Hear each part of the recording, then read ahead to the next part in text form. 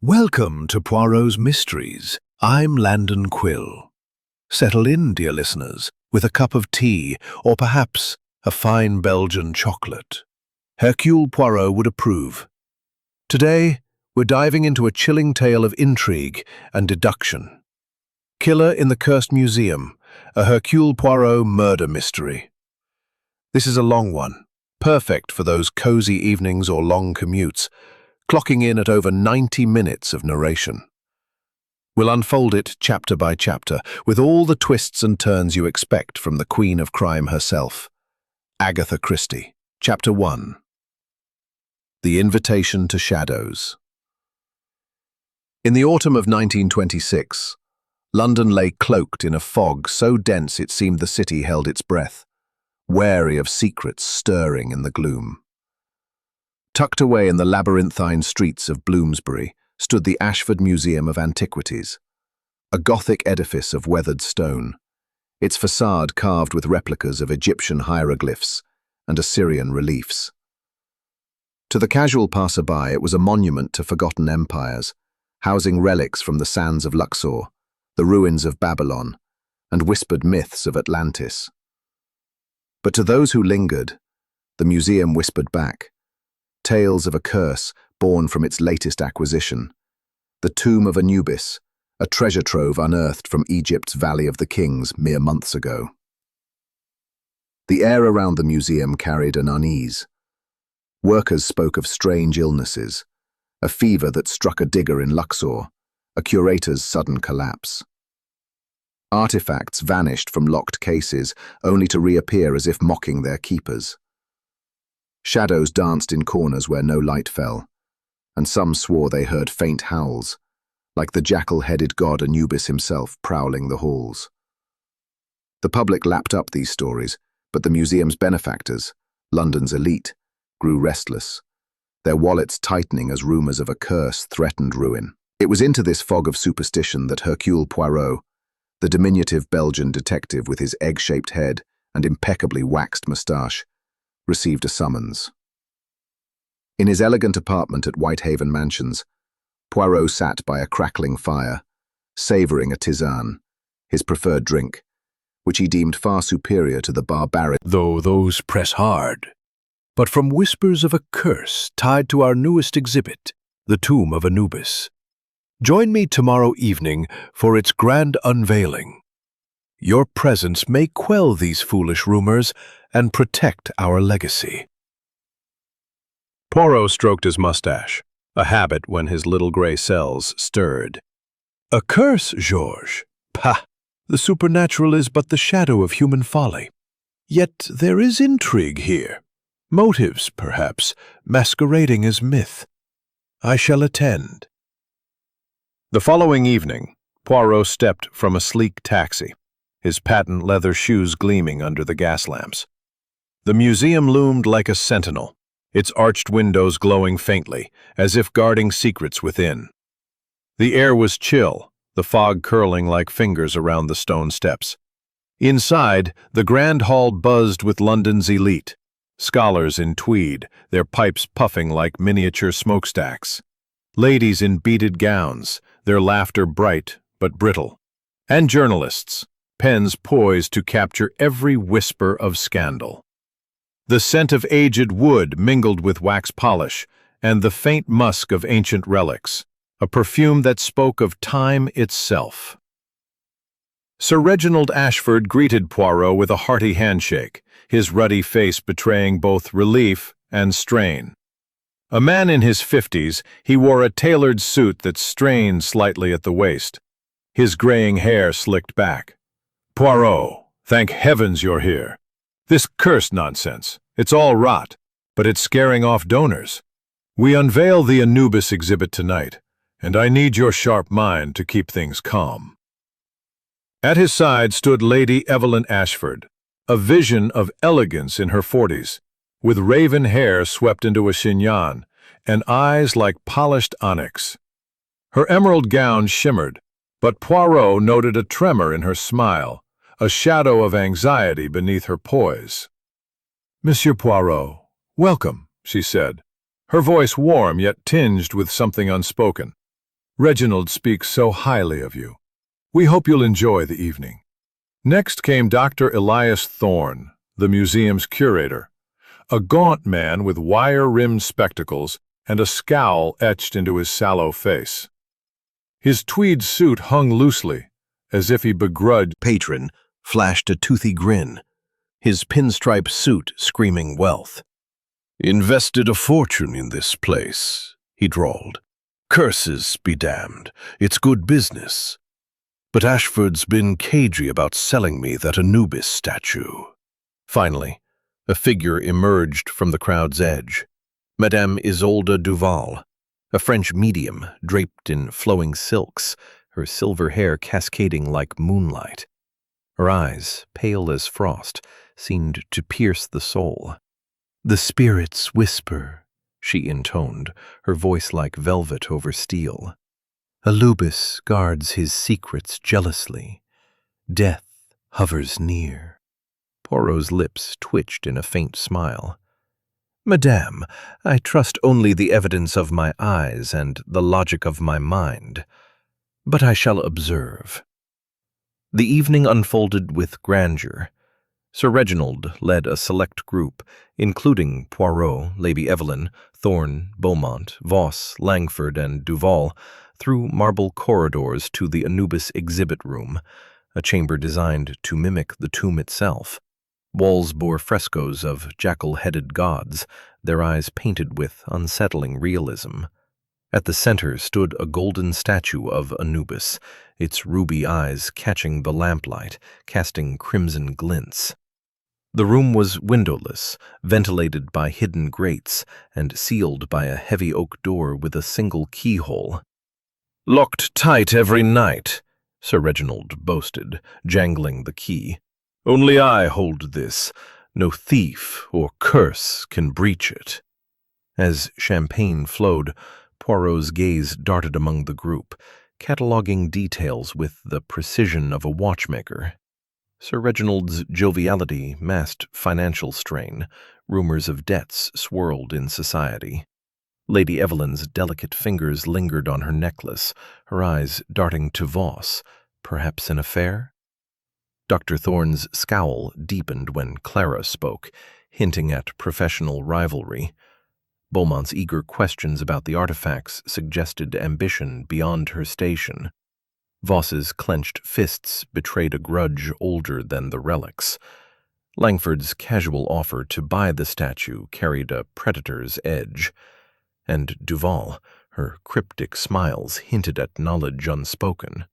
The crowd murmured, mingling with the clink of glasses, but an undercurrent of unease pulsed through the crowd. Outside, London's fog thickened, and a storm brewed, its distant thunder rolling like the growl of an ancient god. The air inside carried the scent of wax polish, aged papyrus, and something less tangible, a whiff of fear, perhaps, as whispers of the curse passed from lips to ear. Sir Reginald Ashford, resplendent in a tailored tuxedo, stood at the center of the hall, his ruddy face flushed with pride and a touch of nervous energy. He raised a glass, his voice booming over the chatter. "Ladies and gentlemen, tonight we unveil a marvel, the tomb of Anubis, brought from Egypt's sands to London's heart. Let us silence this foolish talk of curses and celebrate history's triumph." The crowd applauded, but Poirot, standing near a column with his champagne untouched, observed the faces around him. His grey eyes, sharp as a blade, missed nothing.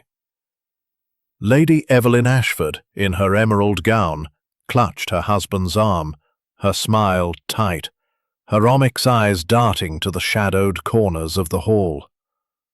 Dr. Elias Thorne, the curator, hovered near a display of canopic jars, his scowl deeper than usual, as if the weight of the museum's troubles rested on his thin shoulders.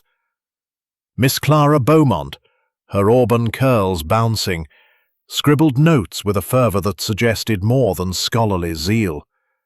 Professor Harlan Voss, his beard bristling, glared at Sir Reginald with barely concealed contempt. Mr. Victor Langford, the American, swirled his drink, his toothy grin masking a calculating gaze. And Madame Isolde Duval, draped in silks, stood apart, her pale eyes fixed on the Anubis statue's silhouette, visible through the open doors of the exhibit room, as if communing with unseen forces. As the clock struck 11, Sir Reginald invited a select group, Poirot, Lady Evelyn, Thorne, Beaumont, Voss, Langford and Duval, for a private viewing in the exhibit room. "A special treat," he said, his voice jovial but strained, "for those closest to our endeavor." Majestic and menacing, the ruby eyes catching every flicker of light. Lady Evelyn stepped forward, her fingers brushing the statue's base. "It's beautiful," she murmured, "yet eerie, as if it watches us." Her voice trembled, and Poirot noted her glance toward Voss, who stood stiffly nearby. Dr. Thorne adjusted his spectacles, his tone dismissive. "Priceless, yes, but cursed? Utter nonsense. The only danger here is human greed." His eyes flicked to Sir Reginald, a hint of resentment in his gaze. Miss Beaumont, clutching her notebook, shivered. "I heard a worker in Luxor died. A scorpion sting, they said. Anubis's vengeance, perhaps?" Her words were half-joking, but her wide eyes betrayed fear. Voss snorted, his voice rough as desert sand. "Your dig stole my thunder, Ashford. I spent years in Cairo, only to be outdone by your luck. That statue should be in my collection." His fists clenched, and Poirot marked the bitterness in his tone. Langford laughed, his American drawl cutting through the tension. "All this talk of curses? Baloney! I put a fortune into this place, and I'll be damned if I don't get that statue. Ashford, name your price." His grin was too wide, his eyes too sharp. Madame Duval, standing in a pool of shadow, spoke softly, her voice like a chant. "The jackal stirs, death walks among us, unseen but near." The group fell silent, her words chilling the air. Sir Reginald forced a chuckle, breaking the spell. "Enough gloom! Let's admire the exhibit and retire. Poirot, your thoughts?" Poirot's lips twitched in a faint smile. "The little grey cells they ponder, mon ami. Beauty and danger often walk hand in hand." His words were light, but his gaze was heavy, scanning each face for a telltale sign. They lingered a moment longer, each drawn to the statue in their own way. Evelyn with reverence, Thorne with skepticism, Beaumont with curiosity, Voss with envy, Langford with greed, Duval with mystery. The oak door was locked, the keyhole revealing a ghastly sight. Sir Reginald lay sprawled before the Anubis statue, a dagger buried in his chest, blood pooling like a dark Nile across the stone floor. The ruby eyes of Anubis seemed to gleam brighter, as if savoring the scene. Poirot peered through the keyhole, his mind racing. The room was sealed, no windows broken, no secret panels visible, no other exits. "How?" Thorne demanded, his voice hoarse. "He said he'd check the exhibit alone." The door was locked. Beaumont trembled, clutching Voss's arm. "The curse. It's real." Voss shook her off, muttering about sabotage. Langford's grin was gone, his face ashen. Duval's eyes were unreadable, fixed on the door. Poirot straightened, his voice calm but commanding. "We must not touch the door until the police arrive. The scene, it must remain pure." Inspector Japp, roused from his bed, arrived within the hour, his mustache drooping with fatigue. "Poirot, another blasted locked room. You're a magnet for these, old chap." "Indeed, mon ami," Poirot replied, his eyes glinting. "But order and method will unravel this enigma. The impossible is merely the improbable in disguise. As thunder rumbled, Poirot's little grey cells began their dance, piecing together the puzzle of a murder in a tomb sealed tighter than a pharaoh's grave. Chapter 3. The Locked Enigma. As the first grey light of dawn pierced London's persistent fog, Hercule Poirot stood before the breached door of the Anubis exhibit room, his diminutive figure casting a long shadow across the threshold. The police had forced the heavy oak portal mere hours ago, splintering the lock but preserving the integrity of the chamber within as best they could. Inspector James Japp, Poirot's old friend from Scotland Yard, paced nearby, his trenchcoat rumpled and his moustache twitching with irritation. "Blasted fog delayed us, Poirot. But look at this. Door locked from the inside, key in the victim's pocket. No sign of forced entry anywhere. It's a proper locked room mystery, straight out of one of your tales." Poirot nodded, grave. Ghost. Poirot knelt beside the body, gloved hands probing gently. The key to the room dangled from Sir Reginald's pocket, its brass surface unmarked. Footprints in the dust, only the victim's own, leading to the statue and ending abruptly in a pool of congealing blood.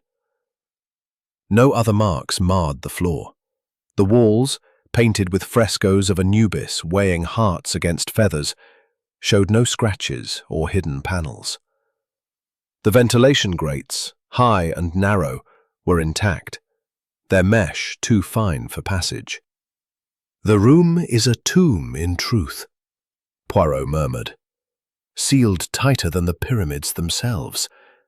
Yet death entered, and the killer departed, without a trace." Japp grunted. "Witnesses say Ashford locked up after the private viewing, pocketed the key, and said he'd check once more before bed.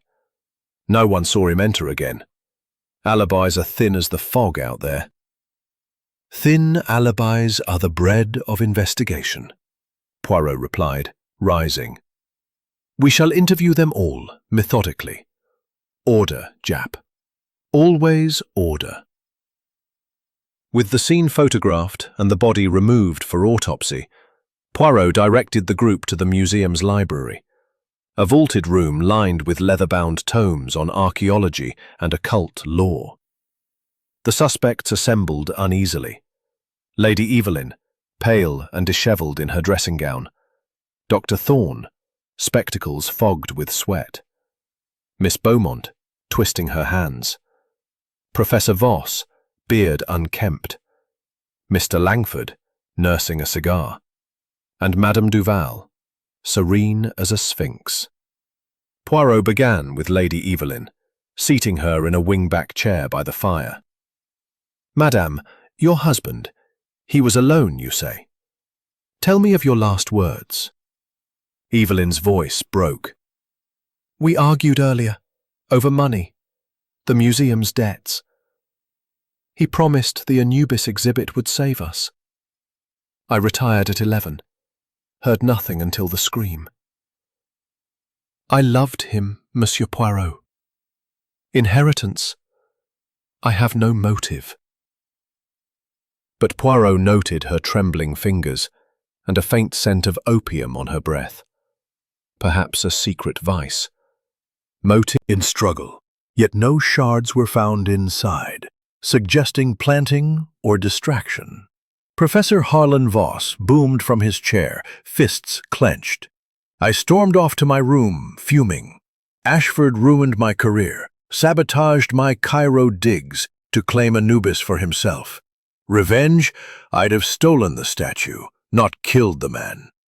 His jealousy was raw, but Poirot spotted fibers on the dagger matching Voss's woolen coat, coarse desert tweed, a potential plant or damning link. Mr. Victor Langford drawled from across the room, ash from his cigar dusting the rug. "Smoking in the garden till late, fresh air clears the head. Ashford refused to sell me Anubis. I invested thousands, expecting a return. Greed? Business, Poirot. But I don't stab partners. His alibi was unverifiable in the fog, and Poirot noted cigar ash near the exhibit door. Another red herring, as Langford claimed he dropped one innocently earlier. Madame Isolde Duval spoke last, her silks whispering. I communed with spirits in my room, seeking guidance on the curse. Anubis revealed betrayal, but not by me. I have no motive, only visions. Her enigmatic air hid depths. Poirot pondered her expertise, perhaps a con to exploit fears, or a personal grudge tied to the exhibit's origins. Alibis crumbled under scrutiny. No clocks verified times. Servants heard nothing. The storm masked sounds. Red herrings piled up. A misplaced scarab beetle near the body, symbolizing rebirth, but perhaps planted to invoke the curse. Tales of ghostly howls reported by Beaumont, dismissed as wind through grates. A faint howled echo Japp's men swore they heard at the scream's time, fueling superstition. Poirot paced the library, cane tapping rhythmically. See, Japp, the motives swirl like the Nile. Inheritance for the wife, resentment for the curator, ambition for the assistant, revenge for the professor, greed for the American, mystery for the medium. But the crime, it defies. The dagger entered a sealed space. Was it thrown? Angles wrong. Poison? No, a clean stab. A curator's office. A room overflowing with papyrus scrolls, cracked pottery, and the faint must of centuries. The locked room enigma gnawed at his little grey cells, each detail a thread in a tapestry of deceit. Inspector Japp, his face etched with fatigue, leaned against a desk piled with ledgers. We've got a dead man in a sealed tomb, Poirot, and a gaggle of suspects with flimsy alibis. Where do we start? Poirot tapped his cane on the oak floor, his eyes glinting like polished steel. We start, mon ami, with the shadows, where secrets hide. The crime is not magic, but method. We search for the human hand behind the dagger. He gestured to the museum's labyrinthine halls. This place holds more than relics. It holds motives, lies, and perhaps the key to our enigma. Their first task was a thorough search of Sir Reginald's private study, a sanctum adjacent to the exhibit room, accessible only through a locked door, key now in police custody. The room was a shrine to ambition. Shelves groaned under tomes on Egyptology. A mahogany desk bore ink-stained ledgers, and a portrait of Sir Reginald, stern and imperious, loomed above a fireplace.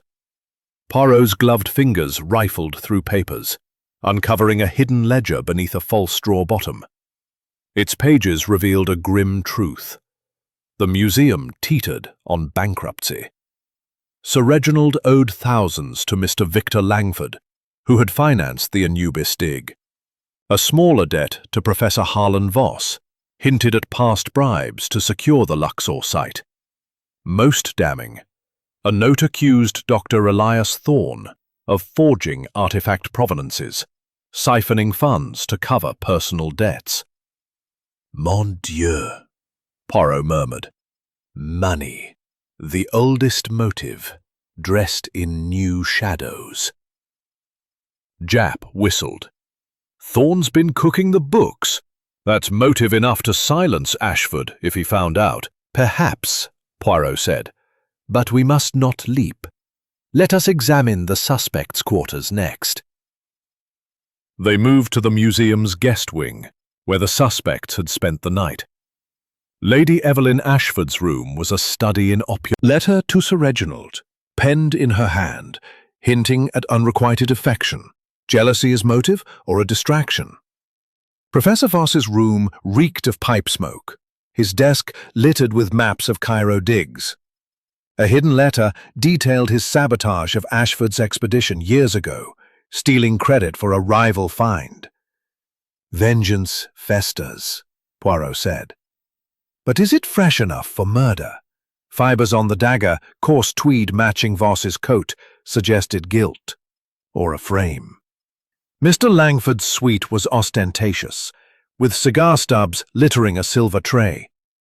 A contract draft demanded ownership of the Anubis statue for a fraction of its worth.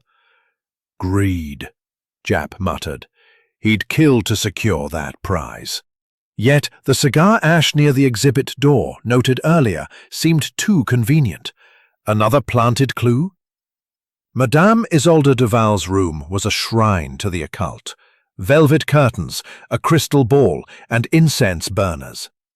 A locked trunk held letters revealing her as Sir Reginald's illegitimate half-sister, abandoned by their father. Revenge for a lost inheritance, Poirot mused. Her visions may mask a deeper grudge. A vial of laudanum, labelled for Lady Evelyn, confirmed her as supplier. Poirot returned to the exhibit room, now cordoned by police. The golden Anubis statue loomed, its ruby eyes unsettlingly alive. He examined the dagger's entry point on a mannequin Japp's men set up. The angle suggested a strike from behind. But the room's layout, sealed, with no vantage for throwing, defied logic. A faint, blooded footprint, not Sir Reginald's, was found near the statue, its sole smudged as if deliberate. The killer walked here, Poirot said, yet left no trail in the dust. How? A new clue surfaced, a hieroglyph carved into the statue's base, unnoticed before, a jackal with a broken ankh, symbolizing disrupted life. Beaumont's sketch matched it exactly. She knew this mark, Poirot said, but is it evidence or misdirection? Japp's men reported a broken vase outside the door, spoke of spirits, her alibi unprovable. A twist emerged.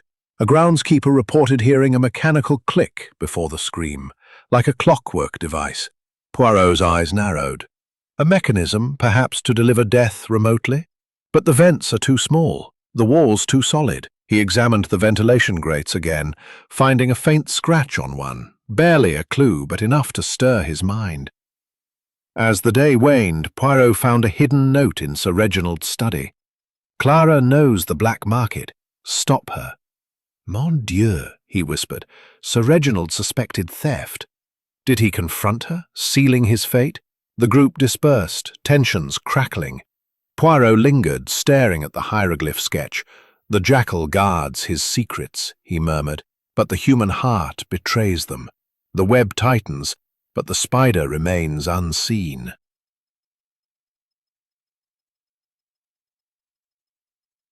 Chapter 5. Interrogations and Illusions. The Ashford Museum of Antiquities stood silent under a leaden sky, its Gothic spires piercing the fog like accusing fingers. Inside, the air crackled with suspicion, the murder of Sir Reginald Ashford casting a pall over the marble halls. Hercule Poirot, his egg-shaped head tilted in thought, paced the grand library, where the scent of old leather and wax mingled with the tension of gathered suspects. His grey eyes, sharp as a hawk's, darted between faces, each a mask hiding secrets. Inspector Japp, his coat creased from sleepless hours, muttered beside him. We're swimming in motives, Poirot. Debts, grudges, greed. But that locked room, it's like the devil himself did it. Poirot's moustache twitched. The devil, mon ami? No. This is the work of a human mind, cunning and precise. The little grey cells, they sense a web of illusions. We must pull the threads apart. The morning after the murder had brought new clues, ledgers of debt, forged receipts, a cryptic hieroglyph, but also fresh complications. The killer was bold, perhaps still among them, weaving distractions to obscure the truth. Poirot's first move was to confront the suspects collectively, a tactic to spark reactions. He gathered them in the library, the fire casting flickering shadows on them. Doesn't bring my Cairo digs back. Langford chuckled. I was outside, smoking. This is business, not murder. Duval's voice was silk. "The spirits warned of betrayal, but I am no traitor." Poirot noted the chaos, each accusation a potential red herring. Then, a scream echoed from the hall, sharp and chilling. The group rushed out to find a massive chandelier shattered on the marble floor, its crystal shards glinting like ice. Miss Beaumont stood frozen nearby, her face pale. "It fell, right where I stood moments ago," she gasped. "The curse! It's after me now!" Jap's men cordoned the area, finding a frayed rope in the ceiling mechanism. "Sabotage," Jap declared. "Someone tampered with it." Poirot examined the rope, noting its clean cut. Not the curse, but a warning or a distraction. The killer grows bold. Returning to the library, Poirot pressed harder, focusing on discrepancies. Lady Evelyn's laudanum habit, supplied by Duval, raised questions. "Madame Duval," Poirot said, "you provide opium, oui? But why? A kindness or leverage?" Duval's pale eyes met his. "A family secret binds me to Evelyn. I am Sir Reginald's half-sister, cast out by our father. I sought only to help her pain, not to kill." The revelation stunned the group. Duval's motive was revenge for abandonment, perhaps aimed at Sir Reginald's legacy. Thorne's alibi wavered when a servant confirmed seeing him near the exhibit room at 1 a.m., not in his office. "I checked a display case," he stammered. "Nothing more." Poirot's gaze sharpened. "And what did you seek, Doctor? Stolen artifacts, perhaps, to cover your forgeries?" Thorne paled, his silence damning. Beaumont's hieroglyph sketch, the jackal with a broken ankh, drew Poirot's attention. He produced it, watching her flinch. "This mark, mademoiselle, was carved on the Anubis statue. You knew its meaning. Speak." She blushed, stammering, "I studied it for research. Sir Reginald asked me to decode it." Her ambition was clear, but was she shielding a deeper role? Reconstruction, locking the group in the exhibit room to reenact the private viewing. He watched their movements, testing theories. The dagger struck from behind, yet no one entered. Was it thrown? No, the angles forbid it. A trap, then. He examined the statue, finding a hidden groove in its base, barely perceptible, where the hieroglyph was carved. "A compartment, perhaps, or a trigger," he murmured. As they exited, a servant delivered a chilling find. A cup of tisane, left for Poirot in his suite, laced with arsenic. "Mon Dieu!" Poirot exclaimed. "The killer targets me now, fearing my method." The tisane was untouched, but its message was clear. The murderer was desperate. Poirot confronted Beaumont again, her sketch a persistent clue. "This hieroglyph, why sketch it secretly?" She hesitated. Sir Reginald suspected theft. He thought the statue held a hidden relic, a sapphire, priceless. I was to find it. Her words rang half-true. Poirot sensed she hid more. A twist emerged. A museum guard reported hearing a faint hum before the scream, like a clock winding. "Another clue to a mechanism," Poirot said. He re-examined the ventilation grate, finding a faint residue, oil, perhaps, used to lubricate a device. The killer used the vent, not for entry, but for delivery. But how? Lady Evelyn broke down, confessing to an affair with Voss, not murder. "Reginald knew, but he forgave me. I couldn't kill him." Her tears seemed genuine, but Poirot noted Voss's grim silence. Did the affair fuel his hatred? As night fell, Poirot gathered the group again, his voice slow and deliberate. "The illusions multiply. Chandeliers fall. Poisons lurk. Gears whisper of traps. The killer weaves a clever web, but every web has a center. We are close, mes amis, to unmasking the spider." He dismissed them, but lingered, studying the brass gear. "A machine of death, hidden in plain sight," he murmured. "The jackal guards its secret, but not for long." Outside, the fog thickened, and Poirot felt the weight of eyes watching. Human. not divine. Chapter 6. The web tied. The killer grows desperate, and desperation breeds mistakes. The investigation had reached a fever pitch. A ledger of debts, a tampered chandelier, a brass gear hinting at a mechanism, and a poisoned tisane meant for Poirot himself. The web of deceit was tightening, but the spider remained elusive. Poirot's first move was to revisit the exhibit room, now a shrine to the crime. The golden Anubis statue loomed, its ruby eyes seeming to mock the living. He examined the ventilation grate where the tiny gear was found, its etched hieroglyphs, jackals and ankhs, suggesting a custom device, not a museum relic. This gear, Poirot mused, holding it to the light. It is part of a trap, oui? But how does it deliver a dagger through a sealed room? Japp shrugged. The vents are too narrow for a man, even a child. A machine, maybe. But what kind? Poirot's cane tapped rhythmically as he circled the statue. The bloodied footprint, not Sir Reginald's, was a faint smudge near the base, its edges blurred as if scrubbed. The killer walked here, he said, yet left no other trace. A deliberate erasure, perhaps.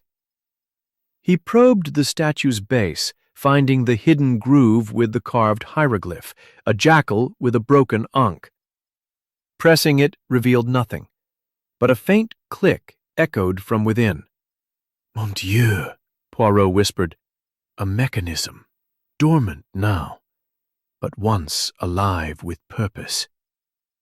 A new clue surfaced. A museum guard, trembling, reported finding a scrap of papyrus in the corridor, inscribed with a single word in Coptic. Betrayal. Poirot's eyes narrowed. A message from the killer? Or another illusion to cloud the truth? The papyrus was fresh, not ancient, suggesting a modern hand. Perhaps Miss Clara Beaumont, with her hieroglyph sketches, or Madame Isolde Duval, with her occult flair. Poirot summoned the suspects to the museum's lecture hall, a cavernous space with rows of chairs facing a podium where a projector cast flickering images of Egyptian tombs. The group sat uneasily. Lady Evelyn Ashford, clutching a hand, accused of planting fibers, roared, "I'm no murderer. Ashford's enemies framed me. Check Langford's cigar stubs." Langford laughed, exhaling smoke. "My ash was an accident, Professor. You're grasping." But Poirot recalled the ash near the door, too neatly placed. Perhaps a deliberate misdirection. Duval's revelation as Sir Reginald's half-sister deepened her motive. "I sought only recognition," she said, her voice velvet. "His death gains me nothing." Yet Poirot caught a flicker in her eyes.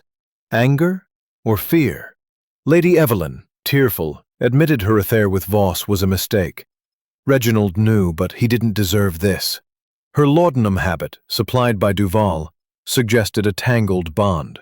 A chilling incident interrupted. A second tisane, left in Poirot's suite, tested positive for arsenic. Japp's men traced it to the museum's kitchen, where a vial was found hidden in a flour tin. "The killer knows you're close," Japp said. "They're targeting you." Poirot's lips twitched. Bon, fear makes them careless. The poison was meant to silence me, but it speaks instead. Poirot shifted focus to the hieroglyph clue. He projected Beaumont's sketch, the jackal with a broken ankh, onto the wall. "This symbol, Mademoiselle Beaumont. You drew it. Why?" She stammered. "Sir Reginald thought it marked a hidden relic, a sapphire in the statue. I was decoding it for him." Her words rang hollow. Poirot sensed a lie. He pressed, "And did you find this sapphire? Or sell it?" Her silence was telling. A twist emerged. A groundskeeper reported a faint hum from the exhibit room before the scream, like a clockwork device winding down. Poirot returned to the ventilation grate, finding a second gear, smaller and oiled, lodged in the mesh. "Two gears," he murmured. A mechanism to move the dagger, perhaps, but through such a narrow space? Impossible, unless, he paused, his mind racing. Unless the dagger was not thrown, but pulled. He tested a theory, tying a string to a pen and threading it through the grate, pulling it across the room. The motion was feasible, but the angles were wrong. The dagger's trajectory suggested Group again. His voice a velvet blade. The web tightens, mes amis. Gears, wires, poisons. The killer builds a machine of death, but leaves traces. The papyrus speaks of betrayal, but whose? The answer lies in the statue, in the shadows of Anubis. He dismissed them, but lingered, studying the second gear. A servant rushed in, breathless. "Monsieur Poirot, a noise in the exhibit room, now!" Poirot hurried after, heart pounding. The room was empty, but a faint click echoed from the statue, and a ruby eye flickered, as if winking. "The spider moves," Poirot whispered. "But I see you." Chapter 7. Veils Lifted. The Ashford Museum of Antiquities lay enveloped in the hush of twilight, its corridors echoing with the weight of unspoken truths. Hercule Poirot stood in the grand library, the fire's glow casting dramatic shadows on the leather-bound volumes and the tense faces of the assembled suspects. His diminutive frame radiated authority, his waxed mustache a precise emblem of order amid chaos. Inspector Japp, nursing a cup of strong tea, shifted uneasily beside him. "We're knee-deep in gears and poisons, Poirot, but that locked room still mocks us. Time to shake the tree, eh?" Poirot's grey eyes sparkled with the thrill of the chase. "Oui, mon ami. The veils of illusion must be lifted. The killer has hidden behind red herrings, fibers, ash, chandeliers, but the little grey cells see through.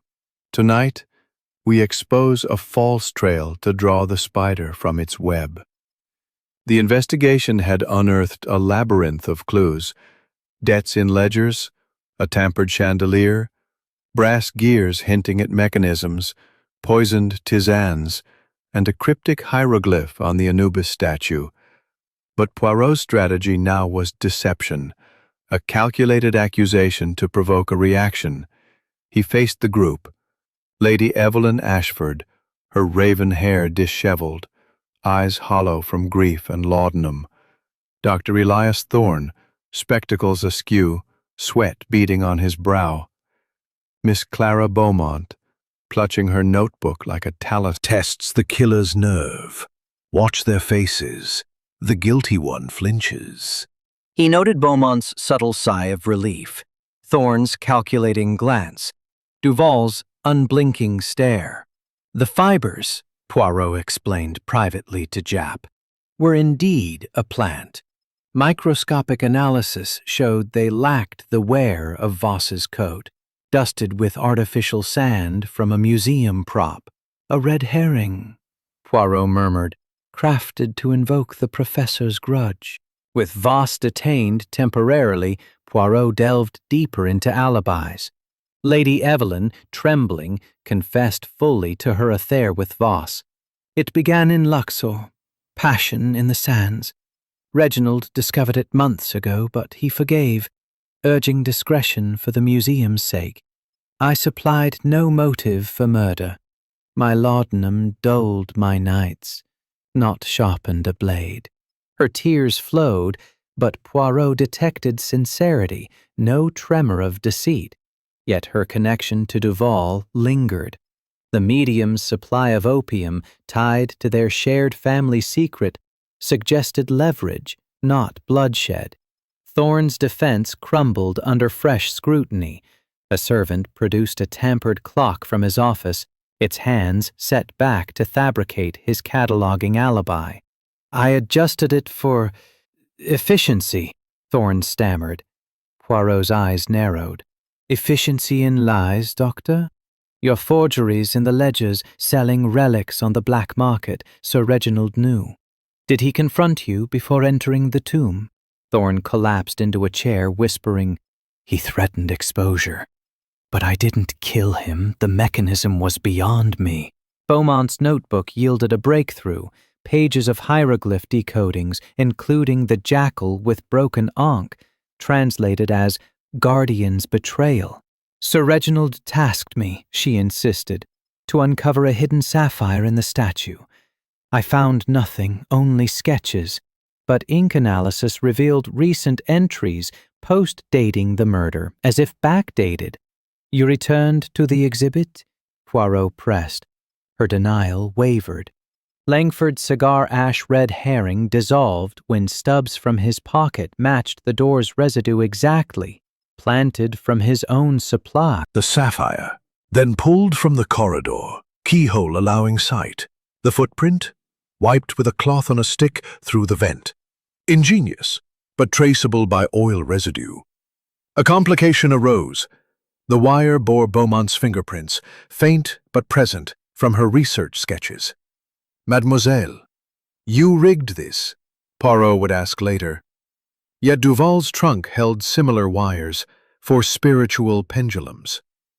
Lady Evelyn interrupted with a sobbed revelation. "Reginald left a note for me. Clara sells secrets." He suspected her black market dealings. The note, hidden in her diary, confirmed Sir Reginald's fatal confrontation. As Voss was released, fuming, Poirot gathered all once more. The veils lift, mes amis. Fibers planted, alibis forged, poisons brewed. But the true killer hid in ambition's shadow. We are steps from revelation. Chapter 8. Echoes of Betrayal. The Ashford Museum of Antiquities stood like a silent sentinel in the gathering dusk, its Gothic arches cloaked in the fog that clung to London's streets. Within its marble halls, the air thrummed with tension. The murder of Sir Reginald Ashford, a wound still raw.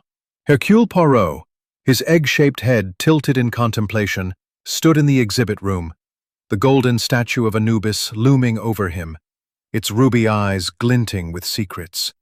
The investigation had peeled back layers of deceit, debts, forgeries, affairs, and a mechanical trap. But the killer remained a shadow, one misstep from exposure. Inspector Japp, his face haggard from sleepless nights, hovered nearby, clutching a notebook. "We're close, Poirot.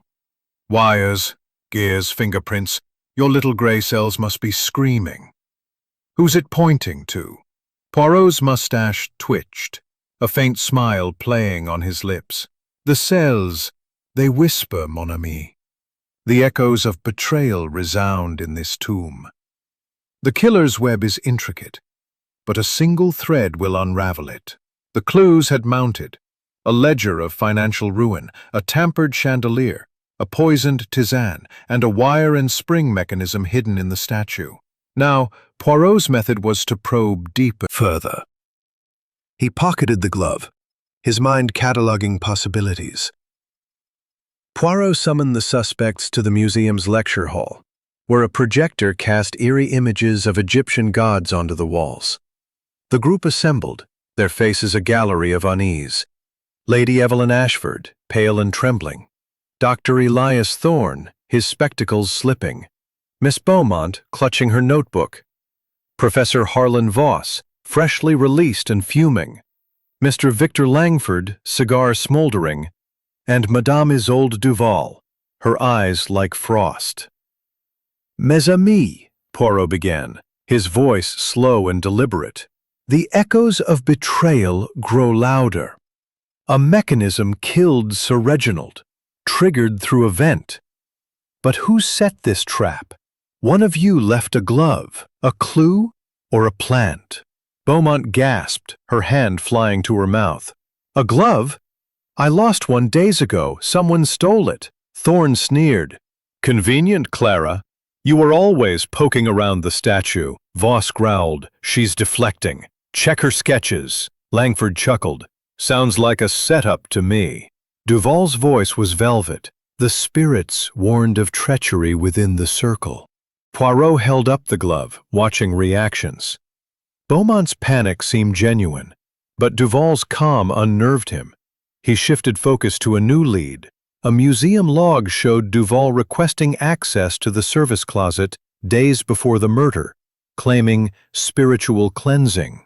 "Madame," Poirot said, "you knew of the vents. Did you thread the wire?" Duval's eyes narrowed. "I sought only to appease Anubis. The closet held no wires. Her alibi, like her seances, was unprovable. A twist emerged. A groundskeeper found a scrap of cloth in the closet, silk matching Duval's shawl. "Another plant?" Japp whispered. Poirot frowned. "Or a second killer, working in tandem." The possibility electrified his thoughts. Two hands in the crime, one to distract, one to kill. Poirot staged a séance at Duval's insistence, hoping to provoke. In the darkened hall, candles flickered as Duval chanted, her voice hypnotic. "Anubis speaks, betrayal by blood." The group snapped, as if hastily removed. "The killer dismantled it post-murder," Poirot said. "But why leave the glove?" A red herring surfaced, a poisoned scarab amulet found in Thorne's office, laced with arsenic. "Another attempt on you?" Japp asked. Poirot shook his head. "No, a distraction. The scarab's poison is old, unrelated to the tisane." Thorne, panicked, claimed ignorance. "Someone planted it. I'm no killer." His forgeries, though, suggested a motive to silence Sir Reginald's accusations. Beaumont's notebook yielded another clue. A coded note, "Sapphire in Jackal's heart." Poirot confronted her. "You sought this gem, mademoiselle, for the black market?" She trembled. "Sir Reginald suspected theft. I searched to prove my loyalty." Her ambition masked desperation. But was it murderous? Langford's cigar stubs, scattered in the garden, matched the ash by the door. But a servant saw him smoking far from the exhibit at 2 a.m. "His alibi holds," Poirot noted, "but his greed does not." Voss, cleared of fibers, admitted sabotaging Ashford's digs years ago. "I hated him, but I'd steal his glory, not his life." As night deepened, Poirot gathered the group again, his voice a velvet blade. The echoes of betrayal are clear: wires, gloves, silks. The killer used the statue's trap, triggered by a vent. But two hands may have spun this web, one to build, one to deceive. "Who among you hides in these shadows?" A servant rushed in, breathless. "Monsieur Poirot, a noise, scratching in the service closet." Poirot and Japp raced there, finding the closet empty but a fresh oil stain on the floor. "The killer returns," Poirot whispered, "to erase their traces, but they are too late." He lingered, studying the blueprints. The vents led to multiple rooms: Thorne's office, Beaumont's quarters. "The web has many strands," he murmured, "but the center is near." Outside, the fog swirled, and Anubis's ruby eyes seemed to watch, as if daring Poirot to name the betrayer. Chapter 9. The Grand Revelation. The Ashford Museum of "Poirot," he muttered, "you've got them on edge. Name the killer." Poirot's grey eyes swept the room, his voice deliberate and warm, a velvet blade honed by deduction. "Mes amis, the time for illusions is over. The murder of Sir Reginald Ashford in a sealed tomb was no curse of Anubis, but a masterpiece of human cunning. The little grey cells have unravelled the web, every thread, every lie. The killer is among you, and tonight I name them. Miss Clara Beaumont." A gasp rippled through the room. Beaumont leapt up, her auburn curls trembling. "Me? Absurd! I'm no murderer!" Thorne smirked. Evelyn clutched her handkerchief. Voss grunted. Langford raised an eyebrow, and Duval's frost-blue eyes narrowed. Poirot raised a hand for silence. "Patience, mademoiselle. The evidence speaks, and it is irrefutable. Let us reconstruct the crime, step by step, to reveal the truth. Poirot began with the locked room, the heart of the enigma. Sir Reginald was found stabbed in a chamber sealed by a single key, which he held. No windows, no secret doors, only ventilation grates too narrow for a person. Yet a dagger, an exhibit artifact, struck him from behind. How? A mechanism, mes amis, hidden in the statue of Anubis. He gestured to the projected image, zooming to the jackal with broken ankh hieroglyph carved at its base. This mark, which Mademoiselle Beaumont sketched, concealed a spring-loaded compartment. A wire, threaded through a ventilation grate, pulled a trigger to release the dagger, striking Sir Reginald as he stood before the statue. Japp nodded. We found the wire, oiled, with Beaumont's fingerprints. Faint, but there. Beaumont protested. I handled tools for research. Anyone could have used them. Poirot's smile was serene. Oui, but let us examine the motive. Sir Reginald's ledger revealed your secret, mademoiselle. You sold artifacts on the black market. Prop, not Cairo's dust. Monsieur Voss, your rage was real, but your guilt was fabricated. Voss growled, vindicated. The cigar ash near the door, attributed to Monsieur Langford, was from his own stubs, taken by the killer to suggest his presence.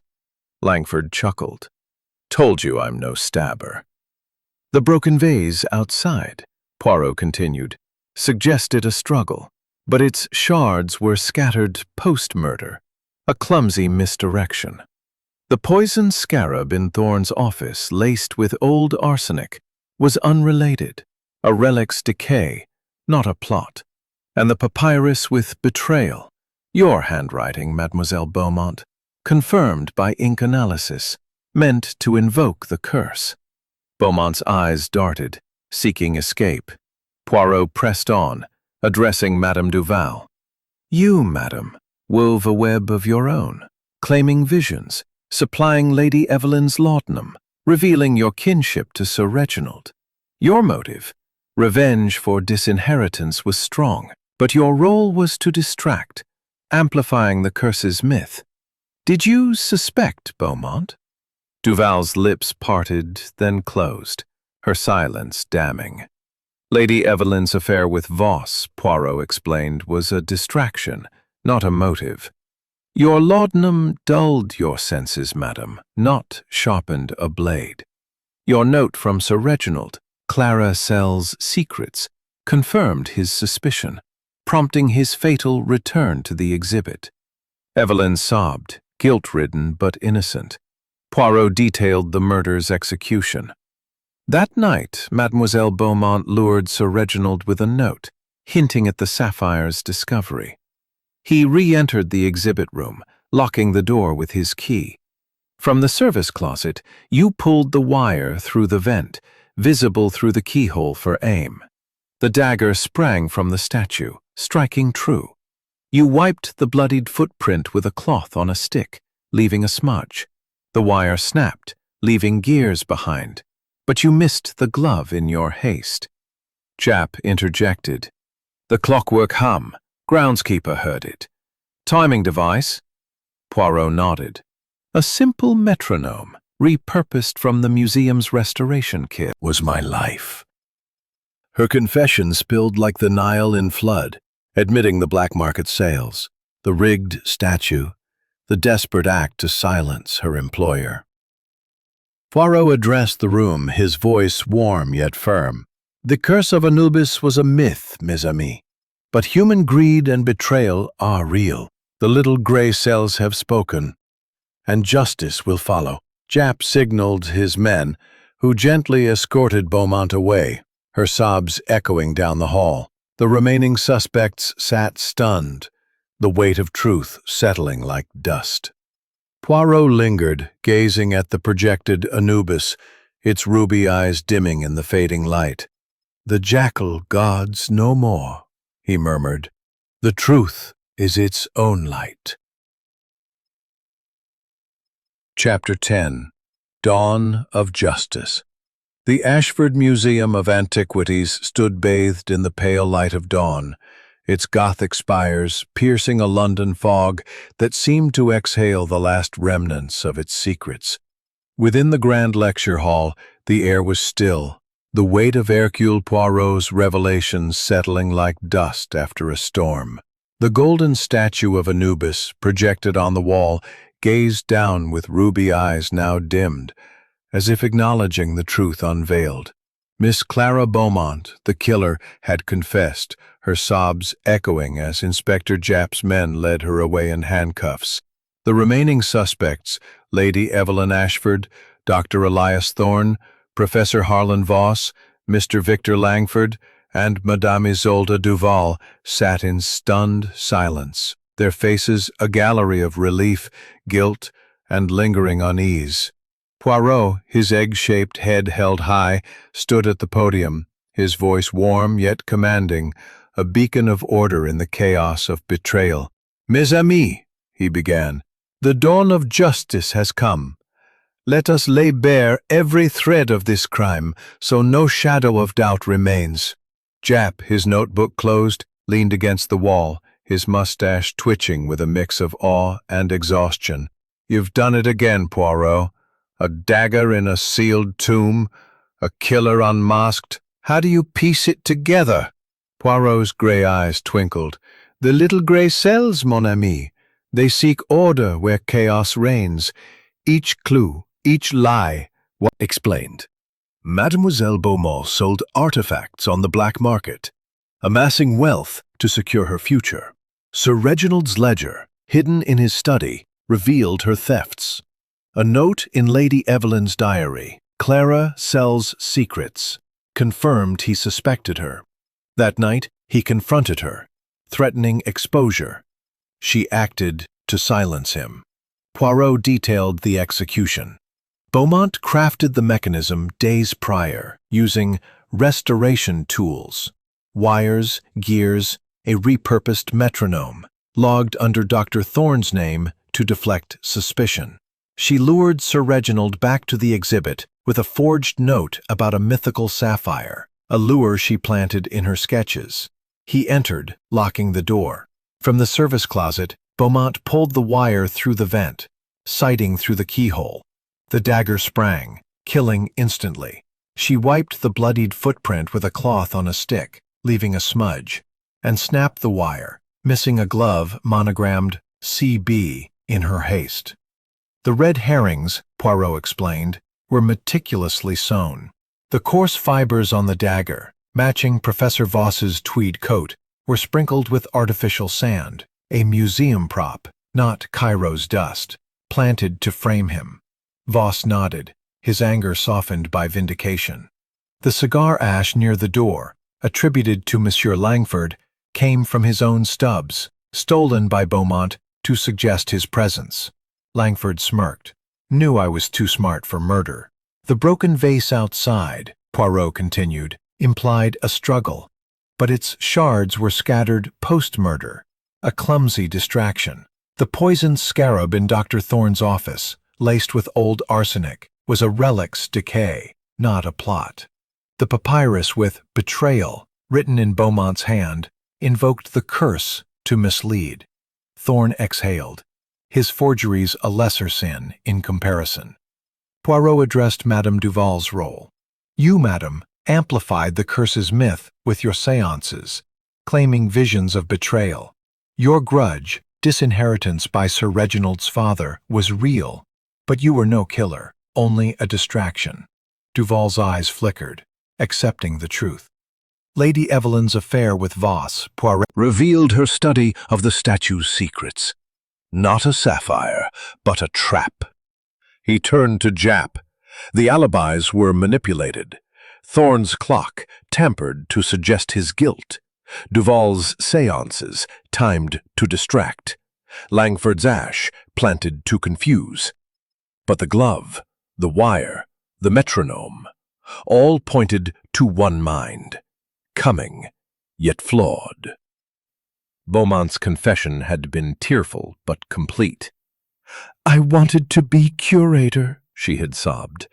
"The black market was my way out. Reginald would have ruined me." Her ambition, Poirot noted, was her undoing, her meticulous trap undone by a single glove. As dawn broke fully, the museum stirred to life. Japp's men prepared to transfer Beaumont to Scotland Yard, her fate sealed by evidence and her own words. The suspects dispersed, their burdens lighter, but their hearts heavy. Lady Evelyn vowed to save the museum, her husband's legacy. Thorne, shamed by his forgeries, resigned. Voss planned a new dig, his rivalry buried. Langford, eyeing the statue, muttered about investments. Duval slipped away, her seances silenced. Poirot lingered in the exhibit room, alone with Anubis. The ruby eyes no longer gleamed with menace, the curse dispelled by logic. "The jackal guards no secrets now," he murmured, "only the folly of human greed." He adjusted his hat, his cane tapping as he walked into the morning light, the fog lifting like a curtain on truth. The museum reopened weeks later, its halls bustling with visitors, the Anubis exhibit a draw despite, or because of, its grim tale. Poirot, back at Whitehaven Mansions, sipped a tisane, reflecting on justice served. "The little gray cells," he told Georges, "they triumph over shadows, always."